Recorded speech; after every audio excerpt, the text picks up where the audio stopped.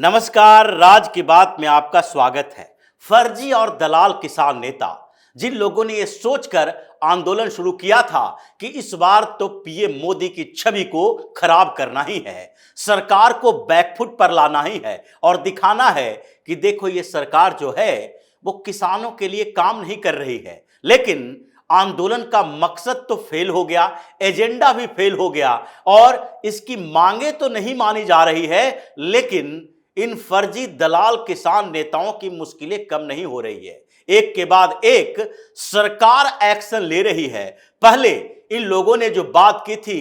कि लाल किला पर हिंसा के मामले में एफआईआर जो दर्ज किया गया है उसे खत्म कर दिया जाए क्योंकि उसमें पंढेर का भी नाम है, वो बात भी नहीं मानी गई। और अब हरियाणा पुलिस की तरफ से एक नई बात कही गई है और कहा गया है कि अब उन नेताओं की पहचान की जा रही है और कुछ की पहचान कर ली गई है जो कि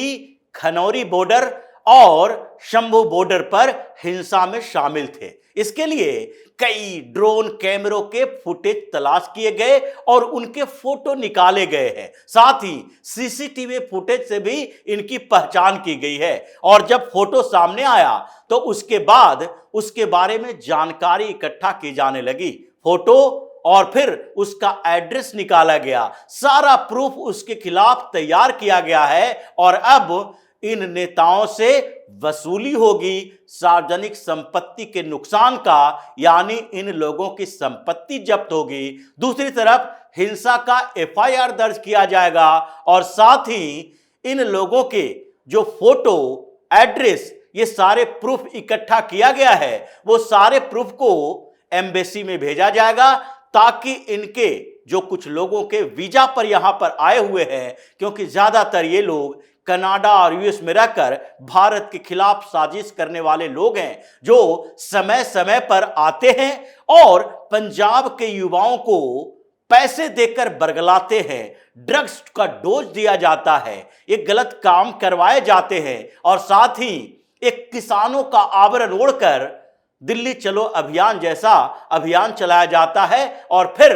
हंगामा किया जाता है। इनके वीजा कैंसिल करवाना है एम्बेसी के माध्यम से और पासपोर्ट कार्यालय में इन लोगों के सारे एड्रेस, फोटो, पहचान, सारी चीजें भेजी जाएगी कि इनका पासपोर्ट भी रद्द करो। क्योंकि अगर आगे की जो कार्रवाई होनी है, जैसी कार्रवाई हरियाणा पुलिस करने वाली है, खट्टर की सरकार ने मान लिया है कि अब इसमें कोताही नहीं की जाएगी। ये पिट पिटा के भी शांत नहीं हुए हैं, आगे की रणनीति बना रहे हैं और बार बार कह रहा है सरकार से कि सरकार किसानों को दबाने की कोशिश कर रही है, तो इनके खिलाफ अब कार्रवाई रुकने वाली नहीं है और आगे जो हर्जाना वसूली के लिए नोटिस जाएगा और उस नोटिस के जवाब से पहले ये फिर से विदेश भाग गया तो इसके लिए जरूरी है कि पहले इसके पासपोर्ट को रद्द करवाओ, कैंसिल करवाओ। इनके जो वीजा पर यहां आए हुए हैं उसके वीजा को भी कैंसिल करवाओ, इसको सारे नोटिस भेजो और फिर ये जो एक और एफआईआर दर्ज करने की बात हो रही है, हिंसा फैलाने, समाज में विद्वेष पैदा करने और असामाजिक गतिविधियों के लिए यानी कि सेडिशन, देशद्रोह का जो मामला इसके ऊपर लगेगा, उन सब की कार्रवाई चल रही है और उसकी शुरुआत यही वीजा और पासपोर्ट कैंसिल करने से होगा, फिर संपत्ति की जब्ती होगी। और हरियाणा पुलिस ने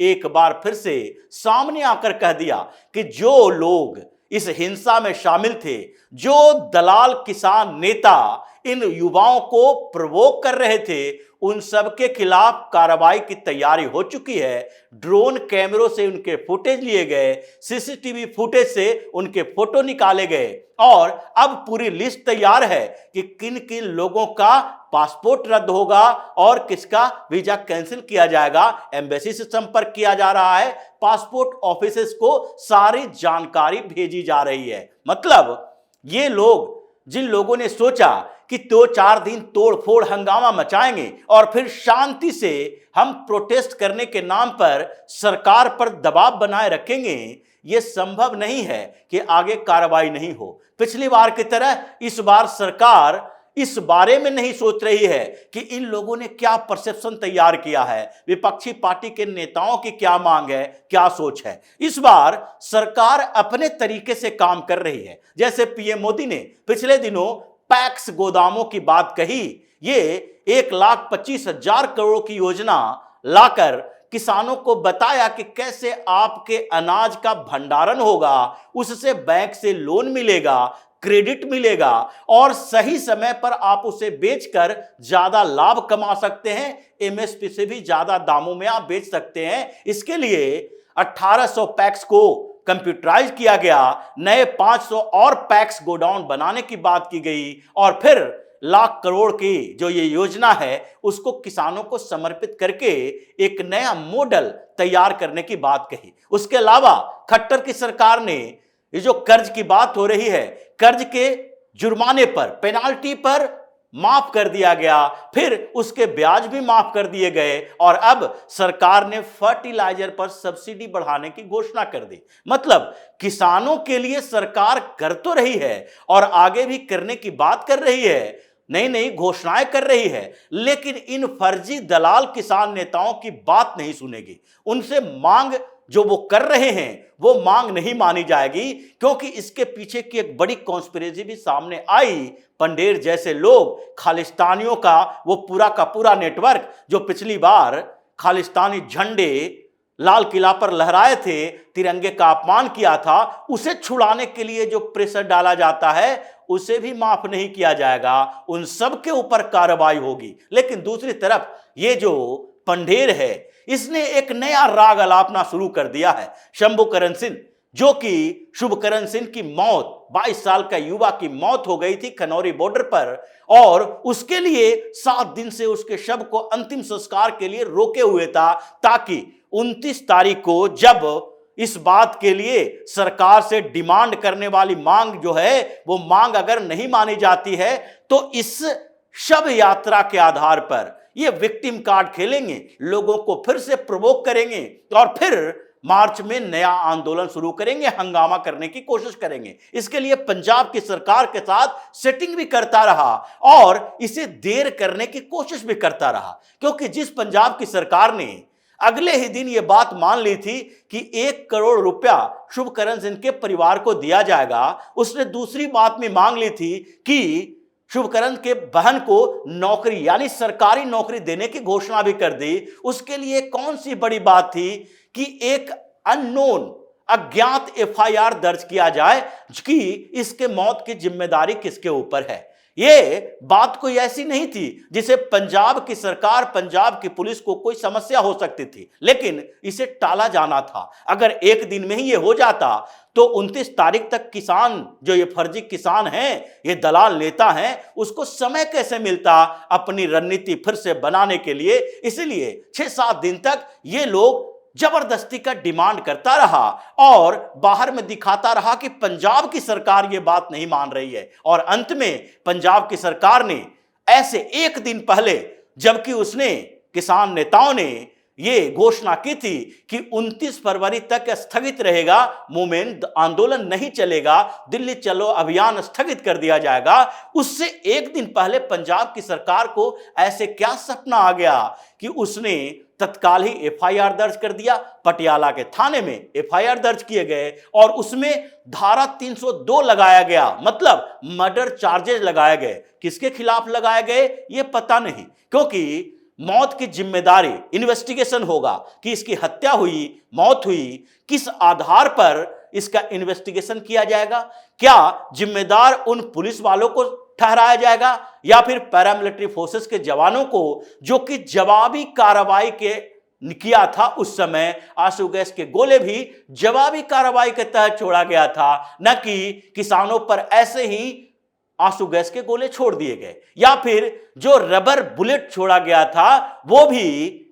जवाबी कार्रवाई थी। ये जवाबी कार्रवाई की बात पटियाला के उस समय की पुलिस और हरियाणा के पुलिस दोनों ने अपने प्राइमरी इन्वेस्टिगेशन में बताया था और कहा था कि खनौरी बॉर्डर पर जब यह शुभकरण की मौत हुई है उस समय हुआ क्या था कि यहां के जो कुछ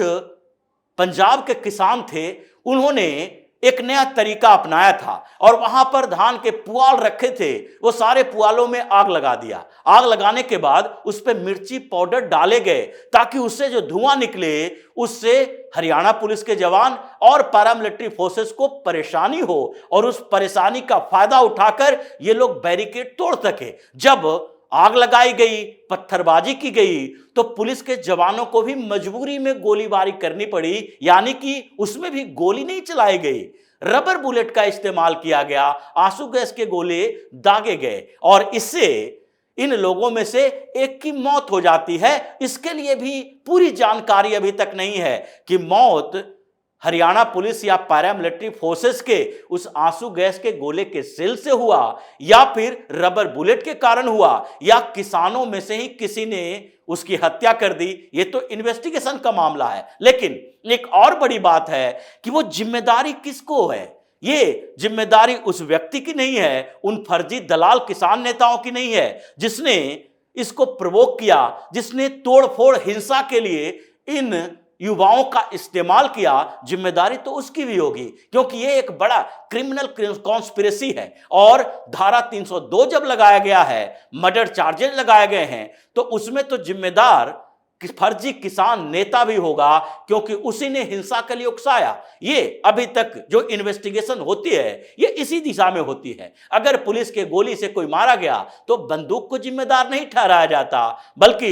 पुलिस वाले से जांच की जाती है। उसी तरीके से अगर कोई भी क्रिमिनल्स होते हैं जो कि शूटर होता है तो सिर्फ और सिर्फ शूटर को नहीं पकड़ा जाता जिसने गोली मारी है, बल्कि उसके इन्वेस्टिगेशन में उस कॉन्स्पिरेसी को भी ब्रेक किया जाता है और उस मेन कॉन्स्पिरेटर को पकड़ा जाता है जिसने उस शूटर को हायर किया था। इसी तरीके की बात यहां भी है। ये मौत जो हुई है उसमें हायर किसने किया, यानी कि यहां तक किसने लाया, उसमें तो पंडेर और डल्लेवाल का भी नाम आएगा कि इन लोगों ने युवाओं को प्रवोक किया कि देखो पुलिस वाले हमारे साथ जाति कर रहे हैं, इसके ऊपर पत्थर फेंको, इसको आग लगाओ। जब ये जेसीबी मशीन, पोकलेन मशीन लेकर आ रहे थे उस समय क्या इन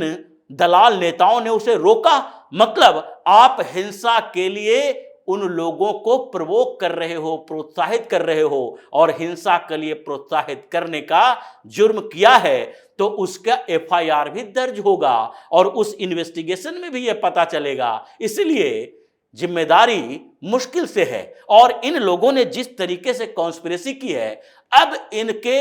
अंतिम समय आ चुका है क्योंकि यह आंदोलन तो करने की कोशिश फिर से करेगा लेकिन हरियाणा की सरकार एक के बाद एक नए तरीके ढूंढ रही है इन लोगों को सबक सिखाने की और उसी में पासपोर्ट कैंसिल, वीजा कैंसिल करने का आधार बनाया गया, संपत्ति कुर्क करने का आधार बनाया गया, पूरी लिस्ट तैयार की सीसीटीवी फुटेज से और ड्रोन के कैमरों से। और इसलिए दलाल किसान नेताओं के बीच अब खौफ का माहौल है।